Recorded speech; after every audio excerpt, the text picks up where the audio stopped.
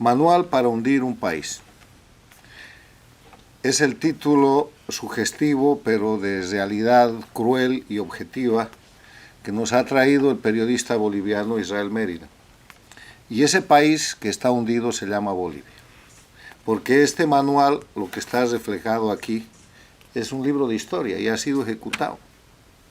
Ya los 12 capítulos que aquí se relatan, con cada uno de los acápites de dictadura, fraude electoral, renuncia del dictador, fuga del dictador, transición fracasada, impunidad, narcotráfico continuo, continuismo del sistema dictatorial, fraude electoral y retorno del dictador, ya se ha ejecutado.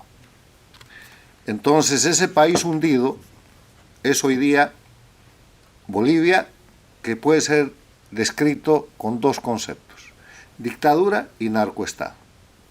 Una dictadura porque es un país con más de 100 presos políticos, con más de 8.000 exiliados, con la concentración absoluta del poder en manos de un grupo que no responde a intereses nacionales, sino al proceso transnacional del socialismo del siglo XXI, castrochavismo liderado por la dictadura de Cuba y operado por las dictaduras de Venezuela, Nicaragua, con el respaldo de los gobiernos paradictatoriales de Argentina de Fernández Kirchner y de México de López Obrador. Una situación en la cual el pueblo sigue oprimido, la oposición sigue siendo funcional y el país está en resistencia civil. El manual para hundir un país nos enseña, entre otras cosas, que esta es la manera histórica de certificar lo que no hay que hacer. Y es un acto histórico muy importante que, como ha expresado al empezar esta presentación nuestro presidente, podría ser escrito para otros países, para países como Cuba, pero lo tienen que escribir los cubanos, para países como Venezuela, que es el otro país donde ha fracasado un proceso que debió ser de transición, con un presidente legítimo reconocido por más de 60 países y que hoy día es un narcoestado con oprobio y con crisis humanitaria, y también para Nicaragua. Esperemos que el manual para hundir un país quede limitado a estas dictaduras del socialismo del siglo XXI, narcoestados, castrochavistas, en los que, en rescate de lo que son los pueblos, quienes hunden el país son los dirigentes. Quienes hunden el país son los falsos líderes, es la oposición funcional, es la gente que no responde a las órdenes, al mandato y a la línea que marca el pueblo. Porque si eso hubiera pasado en Bolivia, después del 21F, después de los 21 días de resistencia, después de la renuncia del dictador, Bolivia hoy día sería de nuevo una democracia y no estaríamos en la situación de soportar una dictadura y un narcoestado. Este libro, entre otras cosas, muestra, todos son hechos históricos, este es un libro de historia, y hay dos acápites a los que yo me quiero referir que tienen que ver con mis opiniones de ese momento. 15 de diciembre de 2019, publicado en Infobae, el título: Corregir el estado crítico de la transición a la democracia en Bolivia. Entonces dije: desde la renuncia de Evo Morales el 10 de noviembre pasado, se desarrolla en Bolivia un proceso de transición a la democracia en condiciones de extremo peligro y fragilidad, porque cayó el dictador, pero no la dictadura. La presidenta interina Yanine Áñez tiene el mandato de celebrar elecciones libres y limpias a la brevedad, pero se enfrenta a las fuerzas intactas de la dictadura, la oposición funcional no aclarada, el narcotráfico, la intervención externa y la violencia. Una situación crítica que urge corregir. No se corrigió. Y el siguiente instrumento histórico que cita el autor, 9 de febrero de 2020, título: Bolivia, de la transición a la democracia al continuismo dictatorial. Y entonces yo escribí, publicado por Infobae, el Diario Las Américas y otros medios de comunicación de difusión regional y mundial. En Bolivia cayó el dictador, pero no la dictadura. El proceso de transición a la democracia iniciado con la renuncia de Evo Morales no existe. La decisión de la presidenta interina Yanine Áñez de ser candidata en las elecciones, que tenía la obligación de garantizar, la han llevado de dirigir la solución a ser parte central del problema. El gobierno interino ha cambiado su agenda, convirtiéndose en instrumento electoral en lugar de ejecutar medidas mínimas urgentes para reemplazar el sistema dictatorial por los elementos esenciales de la democracia y la república. En lugar de transición a la democracia, hay continuismo dictatorial. Y así fue.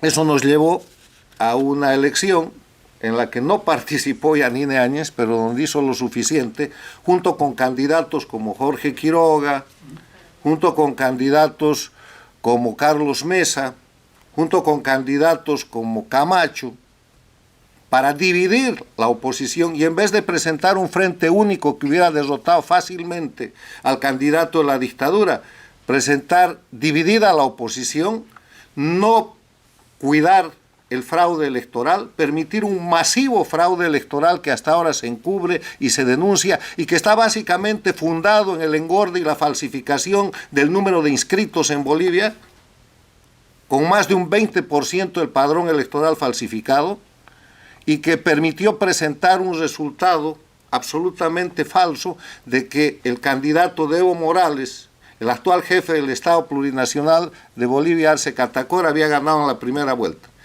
Y antes de que se termine de contar el 30% de ese resultado, Yanine Áñez, Mesa y los candidatos de la oposición funcional, Quiroga, ya lo habían reconocido. Y eso está documentado aquí. O sea, complicidad con lo que es la reposición, entre comillas, legalizada en medio del fraude del sistema pleno de la dictadura, que le permite a los pocos días volver a Evo Morales con total impunidad y después fabricar la falacia de que su renuncia había sido un golpe de Estado, llevar eso a los tribunales y empezar a enjuiciar a la gente que lo había ayudado a retornar al país. Porque cuando se hacen transacciones con el crimen organizado paga con cárcel y muerte, como está cobrando hoy día la gente que debió hacer un gobierno de transición y se limitó a hacer un gobierno interino de alta traición al pueblo boliviano y a la patria. ¿Qué enseñanzas nos trae todo esto? Nos enseña primero que para que haya transición tiene que haber un gobierno de unidad nacional, no puede haber un gobierno sectario, no puede ser un gobierno de una parcialidad. No puede ser un G4 como Venezuela y no puede ser un gobierno de un partido del 3% con toda la oposición funcional como sucedió en Bolivia. Unidad nacional, con plena participación de todos los que están en contra de la dictadura y a favor de la democracia. No es un gobierno ideológico, no es un gobierno con programa. El único programa es recuperar la república y la democracia. Otra enseñanza es que para que haya transición hay que quebrar dos cosas de la dictadura. Primero, hay que cesar su sistema jurídico dictatorial y en Bolivia lo que tenía que haberse hecho era volver a la Constitución de la República de Bolivia, terminar con la fraguada, falsificada y sangrienta Constitución impuesta como Estado plurinacional y reponer el orden jurídico. Era suficiente un decreto supremo de un artículo, en base al artículo 33 de la Constitución de la República, que dispone que son nulos los actos de quienes usurpen funciones o ejercen potestad o competencia que no emane de la ley, como han hecho para aprobar el Estado plurinacional. No lo hicieron. Y el segundo tema para quebrar una dictadura es que no puede haber impunidad. Impunidad plena, salvoconductos, ningún proceso. Evo Morales en México diciendo que había salido de Bolivia con ayuda, confesa, del opositor funcional Jorge Quiroga, que daba órdenes en ese gobierno, como la orden de que entre el avión del ejército mexicano para sacar a Evo Morales. Y ese es el resultado. O sea, no hay transición si no es posible quebrar, cesar y terminar con el orden jurídico dictatorial, que es esencialmente violatorio de los derechos humanos, y no hay transición con impunidad. Finalmente, lo que nos enseña esta situación de la dramática condición que vive hoy día mi país, Bolivia, es que la resistencia civil del pueblo siempre triunfa. Bolivia está de nuevo en resistencia civil. Muchos de los líderes están exiliados, otros están encarcelados. La juventud, dirigentes cívicos, la resistencia, pero el pueblo está en resistencia civil. Y la dictadura lo sabe. Y la dictadura, que es un títere del sistema transnacional del castrochavismo dirigido por la dictadura de Cuba, sabe que tiene pies de vaso. Su centro de poder está en una crisis humanitaria, Cuba y Venezuela. No hay economía en Bolivia. Están viviendo del préstamo para pagar sueldos, siguen subvencionando todo lo que pueden y la vida económica y política es muy limitada en el marco de un narcoestado en el cual los grupos de poder del narcotráfico están confrontados a través de los mecanismos de gobierno. La esperanza sigue siendo el pueblo y yo creo que en un plazo más breve de lo que se cree, Bolivia va a tener otra oportunidad. Y es para eso para lo que sirve este manual. Sirve que para cuando llegue la oportunidad, que está muy cercana, de hacer una verdadera transición a la democracia en Bolivia, no se cometan los errores, se identifique a la oposición funcional como parte de la dictadura y se elimine esa dictadura por los mecanismos legales y por los mecanismos constitucionales y democráticos que brinda la oportunidad histórica de este libro que nos ha traído Israel Mérida hoy día. Muchas gracias.